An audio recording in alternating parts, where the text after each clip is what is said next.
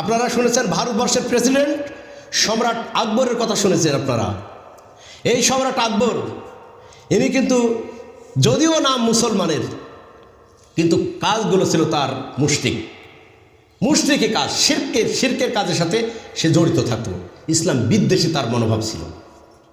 ইনি প্রথমে দিনে এলাহি চালু করলেন, তার মানে আকবর, উনি বলছেন আল্লাহু আকবর যে বলা হয়, মানে আল্লাহ যে মহান, সবচেয়ে বড়, তাই উনি ওনার নামের শেষে আকবর কথাটি যুক্ত করেছেন।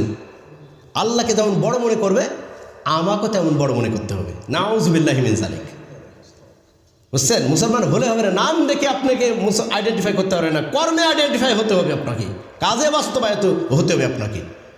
যখন এভাবে কাজগুলো করতে শুরু করলো, তখন কিন্তু তার বিরোধিতা করলেন হজরতে মুজাদ্দেদে আলফে সানি রহিমাল্লাহ, আল্লাহ তার প্রতি রহম করুন।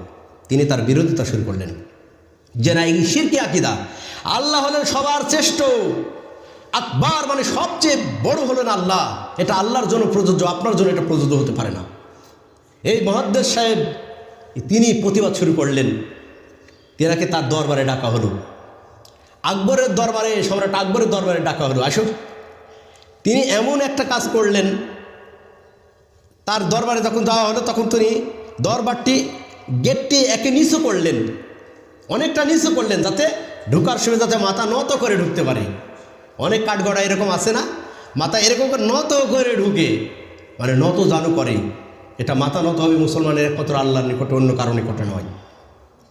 মুজাদ্দেদ আলফে সানি বুঝতে পারলেন, যেই তো আমাকে আমার উন্নত মস্তিষ্ক, উন্নত মাথাকে এর সামনে নুয়ে দেওয়ার জন্য এই পায়তারাগুলো করছে। মুজাদ্দেদ আলফে সানি প্রথমে বাম পা ঢুকায় দিলেন,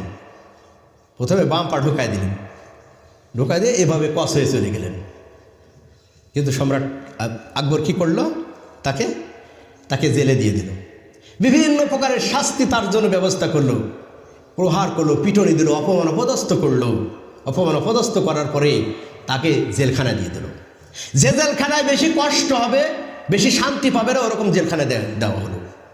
রাগে ক্ষোভে বাদশাহ আকবর একদম ফেটে পড়ল।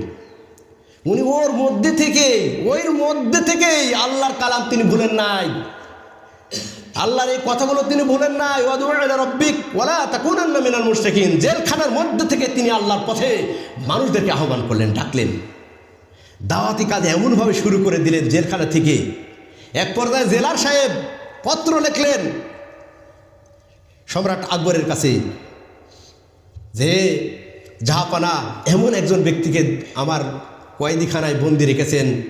কয়েদিখানায় এসে মানুষ আসে, চোর বাটপার গুন্ডা মাস্তান এগুলো আসে, কিন্তু এমন একজন ভদ্রলোকে পাঠাইছেন যে যার সংস্পর্শে গিয়া, যার দাওয়াতের কাছে গিয়া মানুষ আল্লাহর ওলিতে পরিণত হয়ে গেছে। সুবহানাল্লাহ।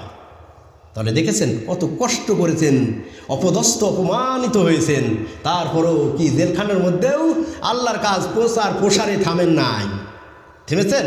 আল্লাহ নবী যেমনটি করেছিলেন, আল্লাহ নবীর সিলসিলা কিন্তু এই সমস্ত মুহাদ্দিস ইকরামেরা তারা ধরেছিলেন।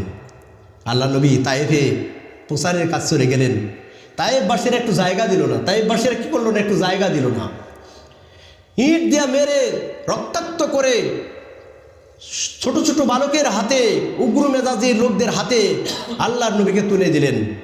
আল্লাহর নবীরকে অপদস্থ করা হলো, পাথর দেয়া পবিত্র দেহ মোবারককে ক্ষতবিক্ষত করা হলো।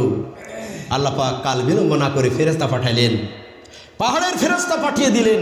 ফেরেশতা এসে বললেন, হে নবী, একটাবার আদেশ করুন, পূর্ব পশ্চিম উত্তর দক্ষিণ চতুর্দিককার পাহাড়গুলো তুলে এদেরকে পিষে মারেন। আল্লাহর নবী বলেন, না, আমি এই দোয়া করতে নারাজ, আমি এই দোয়া করবো না আমার উম্মতের জন্য। হতে পারে তার প্রজন্মরা, তার বংশরা যারা আসবে ভবিষ্যতে, তারা অবশ্যই আমার আদর্শে আদর্শিত হবে, আমি তাদের মারার পক্ষে না। আল্লাহ আকবার, কত কষ্ট সহ্য করছে দেখছেন। ওই অবস্থায় নবী দাওয়াত দিচ্ছে, নবীর পবিত্র মোবারক থেকে, শরীর মোবারক থেকে রক্ত ঝরছে, ওই অবস্থায় মানুষদেরকে দাওয়াত দিচ্ছে। মানুষের ঘরের দরজার কাছে গিয়া, তাঁবুতে গিয়া দাওয়াত দিচ্ছেন। রাখাল বরকি চড়াচ্ছেন, মাঠে ছাগল চড়াচ্ছেন, সেখানে গিয়া মেষ চড়াচ্ছেন, উট চড়াচ্ছেন, সেখানে গিয়ে আল্লাহর নবী দাওয়াত দিচ্ছেন। রাতের অন্ধকারে মুখমণ্ডল ঢেকে ইসলামের দাওয়াতগুলো দিচ্ছেন, যাতে করে মানুষ আল্লাহর নবীকে সরাসরি আর নির্যাতন না করতে পারে। কিন্তু আল্লাহ নবী প্রতিকার করেন নাই। কি করেন নাই? কাউকে চড় মারেন নাই, উল্টে কাউকে মারেন নাই। যে নবী তার পরিবার পরিচালনার জন্য, প্রদীপ জ্বালানোর জন্য বাড়িতে তেল ছিল না, সেই নবী সারা পৃথিবীকে আলোকিত করে গেলেন একমাত্র ইসলাম দিয়া। আল্লাহ কুরআন এবং রাসূলুল্লাহ সাল্লাল্লাহু আলাইহি ওয়াসাল্লামের সুন্নাহ দিয়া সারা পৃথিবীতে একটা আলো প্রদীপ জ্বালায় গেলেন। সুবহানাল্লাহ। যে আলো প্রদীপের মধ্যে রয়েছে অ্যাট্রাকটিভ পাওয়ার, আধ্যাত্মিক একটা ক্ষমতা রয়েছে। মানুষ কোরআন হাদিসের কাছে আসলেই তার জীবনের একটা মুড আসে, তার জীবনে একটা পরিবর্তন আসে, তার মধ্যে একটা অনেক পরিবর্তন আসে। যেমনটি পরিবর্তন এসেছিলেন নুরউদ্দিন মোহাম্মদ জাহাঙ্গীরের ক্ষেত্রে। তিনি প্রথমে ছিলেন নাস্তিক, তিনি প্রথম পর্যায়ে ছিলেন আল্লাহদ্রোহী। কিন্তু মুজাদ্দিদ আলফে সানি রহিমাল্লাহ তার সংস্পর্শে গিয়া দার্স নিয়া, ইসলামের দার্স নিয়া তিনি সভ্যতে পরিণত হলেন।